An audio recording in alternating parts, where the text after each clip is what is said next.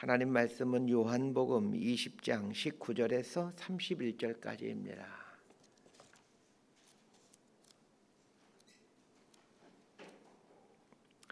요한복음 20장 19절에서 31절까지 말씀 번갈아 가면서 읽습니다. 제가 먼저 읽겠습니다.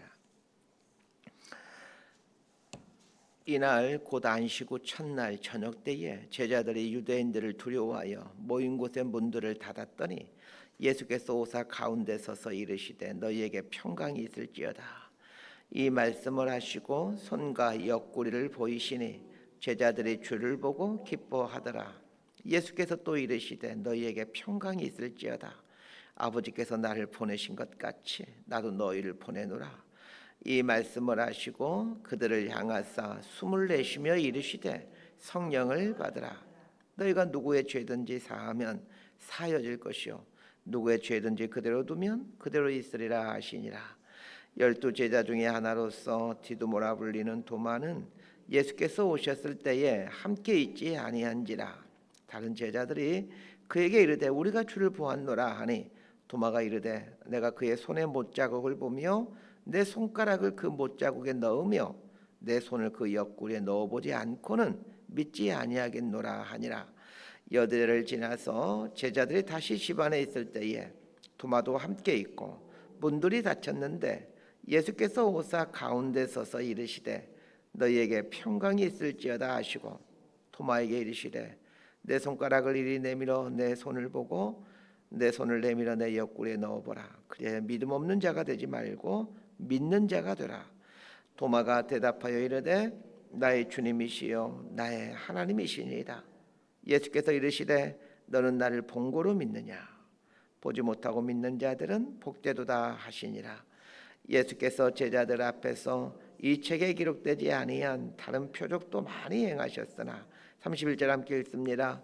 오직 이것을 기록함은 너희로 예수께서 하나님의 아들 그리스도이심을 믿게 하려 함이요 또 너희로 믿고 그 이름을 힘입어 생명을 얻게 하려 함이니라. 아멘. 예수님의 죽으심은 예수님을 따르는 사람들에게는 큰 절망일 수밖에 없었습니다. 죽음은 모든 소망의 단절이라고 생각하기 때문입니다. 제자들은 예수님이 돌아가신 후 자신들의 신변에 위협이 올 것을 알게 됩니다. 예수님이 돌아가신 때가 금요일 오후였습니다. 금요일 저녁부터 토요일 저녁까지는 안식일입니다.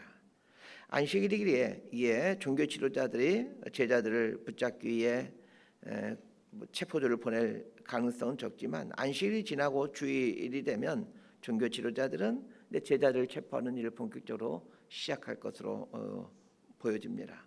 오늘 본문의 19절을 보면 안식 후 첫날 저녁 때에 제자들이 유대인들을 두려워하여 모인 곳에 문들을 닫았더니 이렇게 말하고 있습니다. 주일 밤이 되자 제자들은 두려움에 떨고 있습니다. 그래서 대문부터 시작해서 방문까지 꽁꽁 걸어 잠그고 숨어 있는 겁니다. 그런데 부활하신 예수님께서 제자들이 숨어 있는 그 방 안으로 들어오십니다. 그리고는 너희에게 평강이 있을지어다 라고 말씀하십니다. 그러면서 손과 옆구리를 보여주십니다. 이것이 부활하신 예수님께서 제자들에게 나타나신 첫 번째 모습입니다. 24절부터는 부활하신 예수님이 제자들에게 두 번째로 나타나는 모습입니다. 첫 번째 나타나실 때는 도마가 그 자리에 없었는데 이제 두 번째 나타나실 때에는 도마가 그 자리에 있습니다. 이 도마를 제외한 10명의 제자는 부활하신 예수님을 주일 저녁에 만나게 되었지만 그 자리에 없었던 도마는 이 부활하신 주님을 만나보지 못했습니다. 10명의 제자들이 예수님이 부활했다는 말을 도마에게 수도 없이 말을 했을 겁니다. 그러면서 도마는 믿지를 않습니다. 막달라 마리아가 부활하신 예수님을 가장 먼저 만나고 예수님이 부활하셨다는 소식을 제자들에게 전하였죠. 그때 제자들 역시 마리아의 말을 듣고도 믿지 않았습니다. 그래서가 주일 저녁에 두려움 속에 숨어있던 제자들에게 찾아오신 주님을 만나고서야 부활하신 주님을 믿게 됩니다. 그리고는 도마에게 주님이 부활하셨다는 소식을 전하죠. 한두 명의 제자가 전한 것이 아니라 10명 모두가 도마에게 한 목소리로 주님의 부활 소식을 전했을 것입니다. 그런데도 도마는 믿지 않습니다. 예수님이 살아계실 때부터 수차례 당신의 죽음과 부활에 대해 말씀하셨건만, 그리고 동료 제자들이 이구동성으로 주님이 부활하셨다라고 말하지만 제자였던 도마는 믿지 아니합니다. 이처럼 예수님의 부활은 믿기가 어려운 것입니다. 이 땅에 사는 사람들이 복음을 받아들임에 있어서 가장 믿기 어려운 것 중에 하나가 이 부활입니다. 그것은 예수를 모르는 사람들만 해당되는 것이 아닙니다. 예수를 믿는 사람들조차도 예수님의 부활을 쉽게 믿지는 못합니다. 주님이 부활하셨다는 제자들의 말에 도마는 내가 그의 손의 못자국을 보며 내 손가락을 그 못자국에 넣으며 내 손을 그 옆구리에 넣어보지 않고는 믿을 수가 없다라고 말을 합니다. 자, 26절부터 29절까지 말씀을 함께 보도록 하겠습니다. 시작. 여드레를 지나서 제자들이 다시 집안에 있을 때에 도마도 함께 있고 문들이 닫혔는데 예수께서 오사 가운데 서서 이르시되 너희에게 평강이 있을지어다 하시고 도마에게 이르시되 내 손가락을 이리 내밀어 내 손을 보고 내 손을 내밀어 내 옆구리에 넣어보라. 그래 믿음 없는 자가 되지 말고 믿는 자가 되라. 도마가 대답하여 이르되 나의 주님이시요 나의 하나님이시니라. 예수께서 이르시되 너는 나를 본고로 믿느냐? 보지 못하고 믿는 자들은 복되도다 하시니라. 10명의 제자들이 도마에게 예수님의 부활을 알린 지 8일이 지났습니다. 그날은 도마와 제자들이 이제 함께 있었습니다. 도마가 제자들로부터 예수님이 부활하셨다는 말을 처음 들은 날부터 8일 동안 도마는 제자들로부터 귀가 닳도록 예수님이 부활했다는 말을 들어왔을 것입니다. 매 순간 제자들이 하는 대화 주제가 무엇이었을지 한번 상상해 보십시오. 당연히 예수님의 부활을 목격한 사람들은 계속 예수님 부활에 대해서 얘기했을 겁니다. 그런데도 믿지는 못합니다. 우리 주님께서 도저히 믿지 못하는 도마를 위해 8일 후에 다시 찾아오셨습니다. 도마와 제자들에게 오신 예수님은 도마에게 이렇게 말씀하십니다. 네 손가락을 내밀어 내 손을 보고 네 손을 내밀어 내 옆구리에 넣어보라. 마치 예수님은 도마가 제자들에게 했던 말인 내가 그의 손의 못자국을 보며 내 손가락을 그 못자국에 넣으며 내 손을 그 옆구리에 넣어보지 않고는 믿을 수가 없다. 이 말을 마치 면전에서 들은 것처럼 예수님은 도마에게 나타나서 당신의 손의 못자국에 손을 넣어보라고 하고 옆구리에 손을 넣어보라고 말합니다. 주님께서 도마에게 네 손가락을 내 손과 옆구리에 넣어보라라고 말씀하죠. 그러면 도마가 자신의 손을 예수님의 손목과 옆구리에 넣어보고서야 믿게 됩니까? 그렇지 않습니다. 도마는 자신의 손을 예수님의 손과 예수님의 옆구리에 넣어보지 않고 나의 주님이시여 나의 하나님이십니다 라고 고백을 합니다. 왜 도마는 자신의 손을 넣어보아야 믿겠다라고 호언장담해놓고는 손을 넣어보지 않고서도 이런 고백을 하는 것일까요? 늘 한결같은 온화한 주님의 음성과 그 평화로운 주님의 얼굴을 보았기 때문입니다. 다른 제자들이 그렇게 부활에 대해 반복해서 말했음에도 믿지 아니하는 강팍한 자신에게 여전히 예수님께서 그 온화함과 평화로움으로 도마 앞에 다가오셨기 때문입니다. 이 모습은 지난 3년 동안 도마가 체험하였던 한결같은 예수님의 모습이셨습니다. 교회 전승에 의하면 도마는 인도까지 가서 복음을 전하다가 인도에서 순교했다라고 합니다. 다른 제자들보다 가장 멀리 가서 복음을 전하게 되는데 이것은 주님의 부활을 믿지 못하였음에 대한 미안한 마음 때문이었다라고 전해지고 있습니다. 인도 마드라스에 가게 되면 토마스 기념교회가 있습니다. 이 도마가 와서 복음을 전하고 세운 교회라고 알려지고 있습니다. 그 교회 안에는 도마가 직접 새겼다라는 돌판에 십자가가 새겨져 있고 그 옆에는 도마의 뼈가 보관되어 있습니다. 도마는 인도까지 와서 복음을 전하다가 기도하는 중에 창에 찔려 순교했다라고 전해지고 있습니다. 도마는 우리 주님처럼 똑같이 옆구리에 창에 찔림으로 순교합니다. 우리는 한 가지 질문을 던져야 합니다. 부활하신 주님께서 도마에게 네 손을 내밀어서 내 옆구리에 넣어보라 라고 했다라면 분명 예수님의 손과 옆구리에 못자국과 창자국이 있었다는 것을 알 수 있습니다. 그 예수님의 부활하신 몸에 못자국과 창자국이 있었다라는 것을 한번 상상해 보십시오. 왜 예수님 부활하신 이후에도 여전히 손에 못자국과 옆구리에 창자국을 갖고 있었던 것일까요? 단순히 제자들에게 당신이 예수라는 것을 증명하기 위함이었을까요?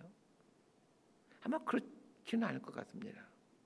위에서 살펴보았듯이 도마가 주님의 손과 옆구리에 자신의 손가락을 집어넣은 후에 나의 주님이시오 나의 하나님이시라고 고백한 것이 아닙니다.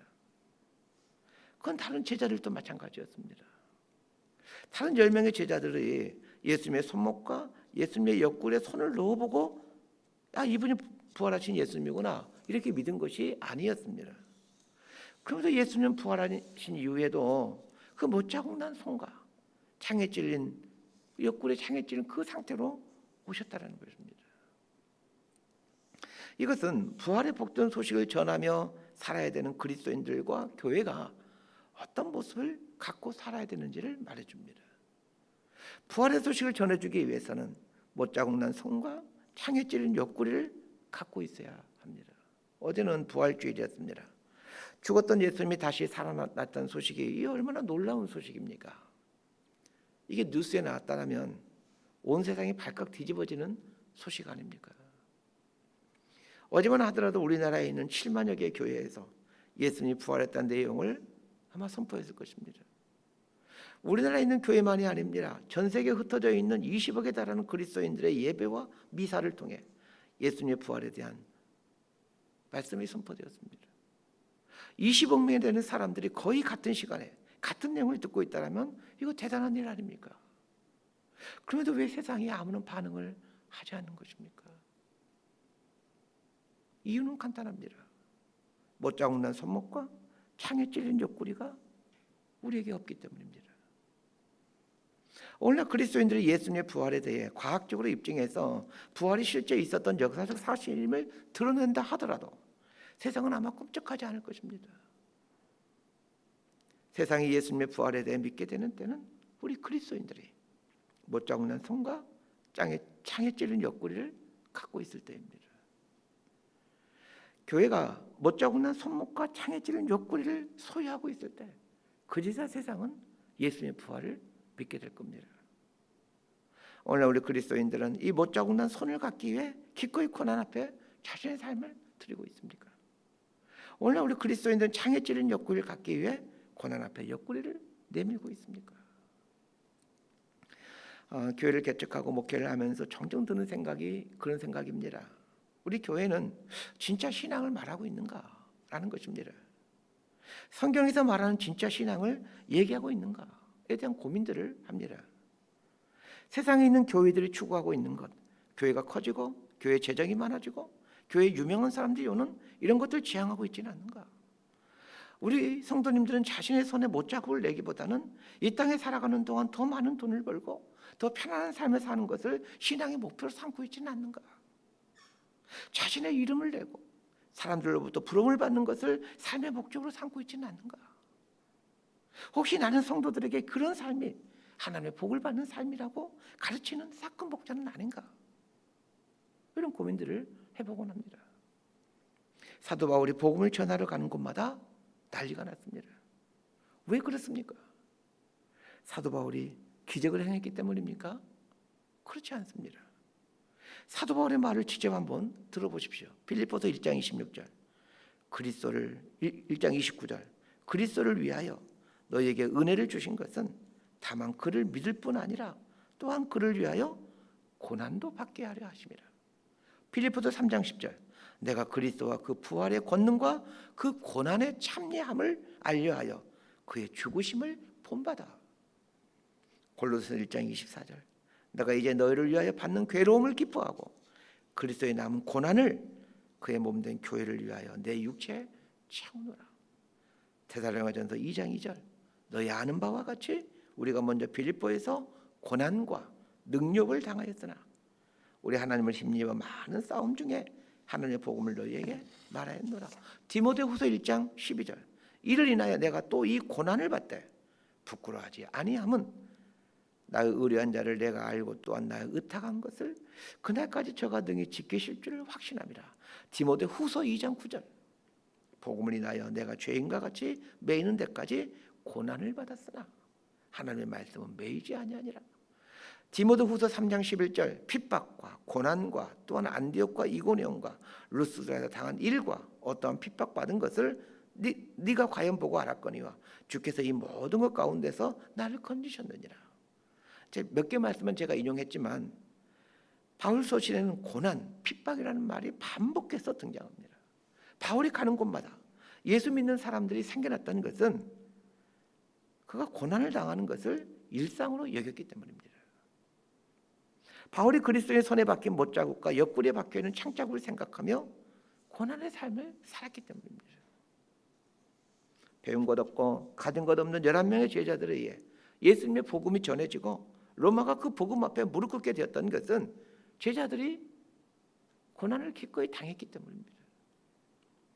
제자들은 분명히 보았습니다. 주님의 부활한 몸에는 여전히 못자국이 있었고 여전히 옆구리에는 창자국이 있었다는 것을 말입니다. 그리고 못자국의 의미와 창자국의 그 의미를 삶으로 고민하며 삶으로 못자국을 새겨갔고 삶으로 창자국을 새겨갔습니다. 그러게 그 강력한 로마가 이 배운 것 없고 이 무식한 제자들이 11명의 제자 전한 그 기독교 복음 앞에 무릎을 꿇은 것입니다. 말씀 정리합니다. 세상이 예수님의 부활을 믿기 위해서는 그리스도인들의 못자국을 필요로 합니다. 세상은 그리스도인들의 못자국을 보고 예수님의 부활을 믿게 됩니다. 도마도 주님의 못자국을 보아야만 부활을 믿겠다라고 호언장담했습니다. 세상도 똑같습니다. 우리 손에 못자국을 보고서야 주님의 부활을 믿게 됩니다. 우리는 부활의 증인이 되어야 된다라고 말을 합니다. 그런데 부활의 증인이 된다라는 말이 도대체 무슨 뜻입니까? 주님을 위한 고난의 사람이 된다라는 말입니다. 어제는 부활주일이었습니다. 부활주일에 이 부활에 대한 설교 한 편 듣는 것으로 그리고 부활주에 감사헌금 한 것으로 다 했다고 생각하면 큰 오산입니다. 삶에서 고난을 선택하십시오. 삶의 방식이 십자가 되게 하고 삶의 방식이 고난이 되게 하십시오. 그리스도의 남은 고난을 삶의 체험에 사는 것이 무엇인지를 진지하게 고민하며 살아가십시오. 그 사람이 진짜 그리스도인입니다. 이렇게 살아갈 때 우리는 작은 예수가 되어서 세상에 생명을 전해주는 주님의 통로로 살아가게 됩니다. 이렇게 살아가는 저희 여러분들 되시기를 진심으로 소망하고 축복합니다. 기도하겠습니다. 하나님 아버지, 부활하신 주님께서 못자국 난 손과 창자국 난 옆구리를 가지고 오셨다는 것을 늘 기억하며 살게 하여 주옵소서. 부활의 증인의 삶을 살아야 된다고 말을 하지만 고난의 징표를 갖고 살아가고 있는지 돌아보게 하시고 그리스도의 남은 고난을 우리 몸에 새기며 살아가는 부활의 증인이 되어 살게 하여 주옵소서. 우리가 속한 교회가 고난의 공동체로 성숙해져 갈 수 있도록 은총을 내려 주옵소서. 예수님 이름으로 기도드리옵나이다.